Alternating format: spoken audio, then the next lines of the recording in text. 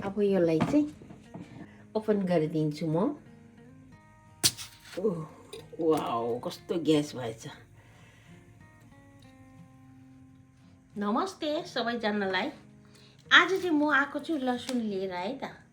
लसुनको अचारको यो चाहिँ लसुनको अचार भन्दा पनि ग्रिन गार्लिक भनिन्छ, त्यो खालको चाहिँ मैले चाहिँ ल्याउनु आँटेको हो।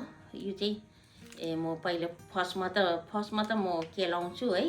मलाई ल्याउनु चाहिँ अस्ति नै ल्याएको, 1 हप्ताभन्दा अगाडि अलिअलि उम्रिनु थालेछ। अब यसलाई चाहिँ म खोलेर चाहिँ के कस्तो छ भित्र है हेरौँ, कतिको चाहिँ निस्किन्छ।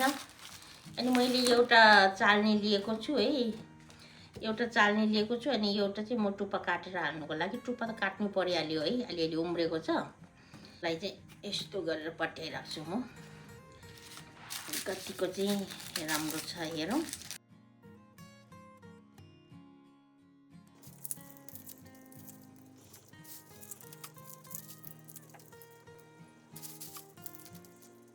अब चाहिँ हाम्रो लसुन चाहिँ केलाएर रेडी भइसकेको छ। यी निकै भयो। अनि यहाँ पनि निकै खानुको लागि मैले चाहिँ त्यो कटोरामा नआटेर चाहिँ अनि मैले एउटा बयम ल्याएँ। अनि यो बयममा बिर्खो पनि टाइट हुन्छ। अनि त्यहाँदेखि चाहिँ फ्रिजमा राखिदिने, चाहिँदाखेरि निकालेर कुटेर खानु मिल्छ। र मैले सबै लसुन केलाइसकेको छु। अब यसलाई चाहिँ स्वार दिदिउँ है त। यसको चाहिँ बिर्खो बन्द गरिदिउँ।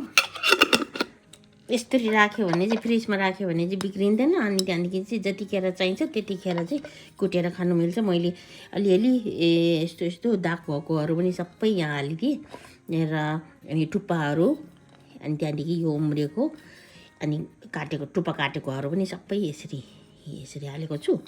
अनि यसलाई चाहिँ फ्रिजमा राखिदिने। अब यसलाई चाहिँ मजाले धुइदिने है त।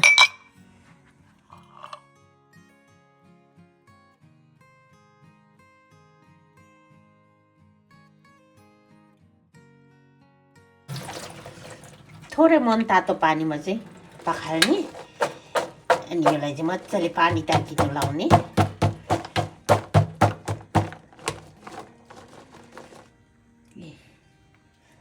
अब यसलाई चाहिँ पानी तर्किनु राखिदिने। अहिले चाहिँ पानी तर्किनुको लागि चाहिँ मैले एउटा टावल ओछ्याइदिएको छु, एउटा किचन टावल ओछ्याएको छु। अनि यसलाई चाहिँ यसरी राखिदिने।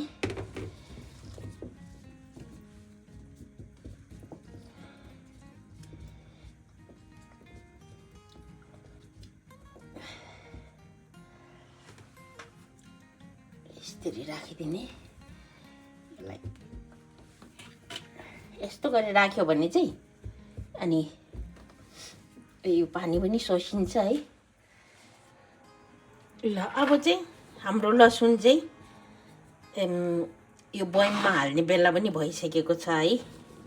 एउटै चिसो बसेको छैन। अनि अब मैले यहाँ बयम पनि रेडी गरिसकेको छु है। एयरटाइट बयम चाहिन्छ। यो रबर लगाएपछि एयरटाइट भइहाल्छ है। अब यसको रेसिपी चाहिँ के हो भन्दाखेरि चाहिँ है, यहाँ छ लसुन। अनि अब यसको रेसिपी चाहिँ के छ भन्दाखेरि चाहिँ यो भयो तोरीको दाना है। यो चाहिँ पहेँलो तोरीको दाना। अनि यहाँ मैले 1-2 मरिच लिएको छु, सेतो मरिच, कालो मरिच, रातो मरिच सबै लिएको छु है। थोरै मात्रै है त, हाम्रो क्वान्टिटी पनि थोरै छ है। लगभग आधी किलो जति छ है यो लसुन। अनि यहाँ लिएको छु सेतो भिनेगर। सेतो भिनेगर नै हाल्नुपर्छ है त, तपाईँहरूलाई कलर भएको चाहिँ हाल्नु हुँदैन है। यो चाहिँ एकदमै व्हाइट भिनेगर चाहिँ हो, पानी जस्तै हुन्छ। अनि यहाँ लिएको छु पानी है। पानी आफूलाई कति, यो लसुनमा कति पानी चाहिन्छ, यसमा लसुन हालिसकेपछि कति पानी चाहिन्छ त्यति मात्रै हो है। अनि नुनसुन केही पनि हाल्नु पर्दैन। भिनेगर, कालो यो गोलमरिच, अनि त्यहाँदेखि यो हो सर्सुको दाना। यति नै हो। यसको चाहिँ 4वटा भयो भने हुन्छ है। तपाईँहरूलाई यो मरिच मन पर्दैन भने मरिच नहाल्दा पनि हुन्छ। अलिकति पिरो दियोस् भनेर मैले मरिच हालेको। कहिले कहिले चाहिँ मैले खोर्सानी पनि हाल्ने गरेको छु है। अनि डल्ले खोर्सानी छ भने डल्ले खोर्सानी पनि हाल्ने गरेको छु 1-2 वटा। अनि अहिले चाहिँ डल्ले खोर्सानी छैन मसँग अनि मैले चाहिँ यो गोलमरिच थोरै हाल्दैछु अनि मसलाको रूपमा पनि हुन्छ। लसुनको बेनिफिटको बारेमा भन्नुपर्दा चाहिँ लसुनको बेनिफिटको बारेमा त अब सबैलाई थाहा छँदैछ है। लसुनको बेनिफिट चाहिँ कति हुन्छ र के हुन्छ भनेर चाहिँ सबैलाई थाहा भएकै कुरो हो, मैले भनिरहनु पर्दैन है। अब कसै मान्छेलाई एलर्जी छ भने यही यसरी चट्टा काटेर चाहिँ दल्दा पनि त्यो एलर्जी पनि ठिक हुन्छ है। अनि घाँटीको एलर्जी छ भने चाहिँ काँचो लसुन, सानो काँचो लसुन खाएर यसरी चुसिरहँदा पनि त्यो पनि जान्छ है। अनि त्यहाँदेखि चाहिँ हाम्रो यो के भन्छ अब रिङहोमहरूमा पनि अब त्यो दाग भन्छ नि हामीले अब इङ्ग्लिसमा रिङहोम के भन्छ है। अनि हामीले चाहिँ दाग भन्छ नि त, त्यसमा पनि अब यो काट्यो अनि यसको रस दल्दा पनि त त्यसले पोल्नु चाहिँ अति पोल्छ है, तर त्यो पनि निको हुन्छ। यो चाहिँ अब नामै लसुन रहेछ है।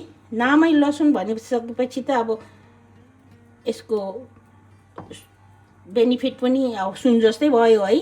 यसको तागत पनि सुन जस्तै भयो नि त। लसुन भने बाह्र मसलाको सट्टो चाहिँ एउटै लसुनले पनि काम लाग्छ भनेर छ नि त होइन। बाह्र मसला एक लसुन भनेर त्यो चाहिँ कथा पनि छ है। कथा भन्नु के भन्ने अब भनाइ पनि छ। लसुन चाहिँ अति महत्त्वपूर्ण मसलाको रूपमा पर्न जान्छ। अनि अब यो चाहिँ मैले अहिले राख्दै गरेको पिकल चाहिँ समरमा सलाद खाँदाखेरि त झनै राम्रो। सलादमा अब मिक्स सलाद के सलाद हुन्छ, सबै सलादमा जुनै सलादमा पनि अब 2-3वटा लियो है, त्यहाँबाट बयमबाट झिकाल्यो अनि मसिनो काट्यो अनि सलादमा मिक्स गर्यो। यति मिठो हुन्छ, फ्रेस हुने अनि यो लसुनको गन्ध पनि यस्तो नआउने है। अनि एकदमै मिठो हुने र अब चाहिँ बनाउनु सुरु गरौँ है त। अब खानासँग त छँदैछ, थुक्पासँग झनै मिठो है। अनि त्यहाँदेखि चाहिँ चाउमिनहरू थुक्पाहरू सबैसँग मिल्छ, यो खानासँग मिल्छ, सलादसँग झनै राम्रो हुन्छ है। सलादमा 2-3वटा पोटी निकाल्यो, काट्यो, सलाद एकदमै चप गरेर चाहिँ सलादमा मिक्स गरेर खाँदाखेरि समरमा अति शीतल, अति राम्रो फ्रेस हुने यस्तो हुन्छ। अनि अब चाहिँ यो चाहिँ यसको गन्थन धेरै नगरौँ है। लसुनको गन्थन जति गरे त्यति नै धेरै हो। यो अब धेरै गरिरहनु पर्दैन। अब चाहिँ म यो बयममा हाल्नु थाल्छु है त।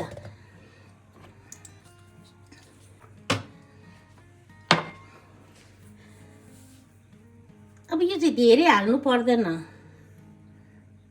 यति हाल्यो भने पुग्छ है त। धेरै हालिरहनु पर्दैन है। यसरी सरर हालिदिने है। अनि त्यहाँदेखि चाहिँ यो गोलमरिच पनि हालिदिने।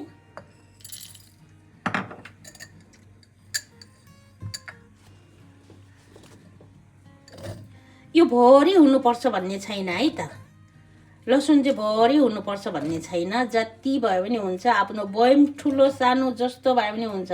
सानो भयो भने ठिक्काको भयो भने ठिकै हो, सानो छैन भने ठुलो भए पनि केही फरक पर्दैन तपाईँहरूलाई है। अनि यस्तो हो। अब यी मैले लसुन हालेँ है, लगभग ठिक्कैको भयो है। अलिकता ठुलो भएको जस्तो मात्रै भएको छ है। लसुन ठिक्कको भयो। यति भयो भने पनि अति राम्रो हो। पानी अलिकता माथिसम्म हुनु पर्यो है। अनि यति भएको छ, थोरैले नभर्ने भएको छ। अब यसले चाहिँ पानी हाल्दाखेरि चाहिँ एकदमै एकुरेट हुन्छ, ठिक्क नापेको जस्तै भएछ मेरो बयम र लसुन है। अनि अब के हाल्नुपर्ने हो त्यो हालौँ है त। अब हामीले हाल्नुपर्ने हुन्छ यो सिरका, यो चाहिँ भिनेगर हो है त, सेतो भिनेगर, व्हाइट भिनेगर हो। अनि यो चाहिँ पानी, नर्मल पानी हो, एकदमै चिसो पानी, तातो लिनु हुँदैन, चिसो पानी लिनुपर्छ। अनि धाराबाट लिए पनि हुन्छ, तपाईँहरूले मिनरल वाटर हाले पनि हुन्छ है। अब यति चाहिँ पानी हालिदिने, ठक्कै डुब्ने गरेर पानी छ है। अब फेरि हामीले सर्सु थोरै माथिबाट पनि हालिदिउँ है। अघि तल फेदमा हालेको छ है, माथिबाट पनि थोरै हालिदिउँ। ल थोरै सापसुप हालिसकेको छ है। अब चाहिँ थोरै हिलाइदिने। अब फर्स्टमा लसुन हालेर है भिनेगर हालिसकेपछि फर्स्टमा मैले लसुन हालेँ अनि भिनेगर हालेँ। भिनेगर हालिसकेपछि पानी हालेँ, त्यसै पनि फिट भइसकेको छ, यो फिटिसकेको छ है। अनि थोरै माथि लसुन उचाल्यो अहिले चाहिँ, पछि यतिको ठिक्कको भएको छ है। अनि यहाँ बन्द गरिसकेपछि चाहिँ लसुन थोरै तल बस्न जान्छ है त। अब चाहिँ हामीले यो बन्द गर्नुपर्ने हुन्छ है। हाम्रो बोतल चाहिँ प्याक भइसक्यो। हाम्रो लसुन प्याक भइसकेको छ है। एकदमै राम्रोसित लागेको छ बिर्को।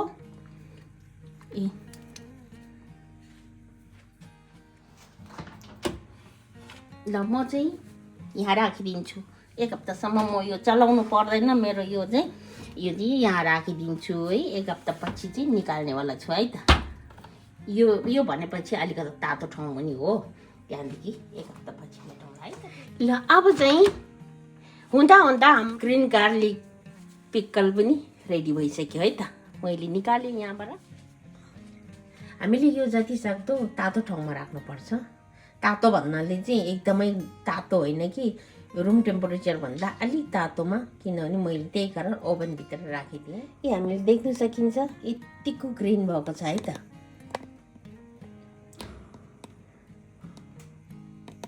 ल अब यसलाई चाहिँ ओपनिङ गरिदिन्छु है त। ओपन गरिदिन्छु म। वाउ कस्तो ग्यास भएछ।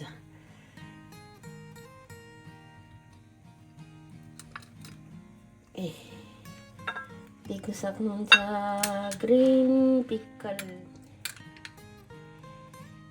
अब म यहाँ प्लेटमा निकालेर देखाउँछु तपाईहरुलाई। बास्ना एकदमै राम्रो आएको छ। तपाईहरु काँचो लसुन खानु नसक्नेहरूले पनि यो खान सकिन्छ है त।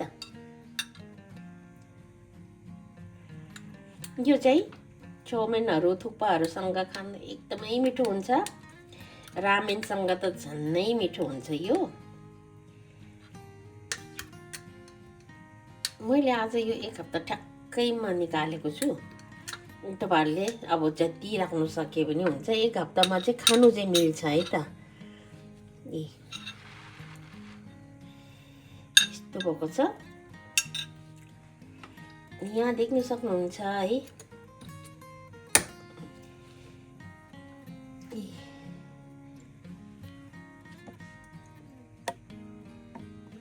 खाँदाखेरि चाहिँ एकदमै मिठो हुन्छ। र अनि कस्तो लाग्यो यो भिडियो है। तपाईहरुले बनाउने तरिका त थाहा पाइहाल्नुभयो है। अब यो कतिको चाहिँ मिठो हुन्छ भनेर चाहिँ बनाएर खाएर मात्रै तपाईहरुले थाहा हुन्छ है त।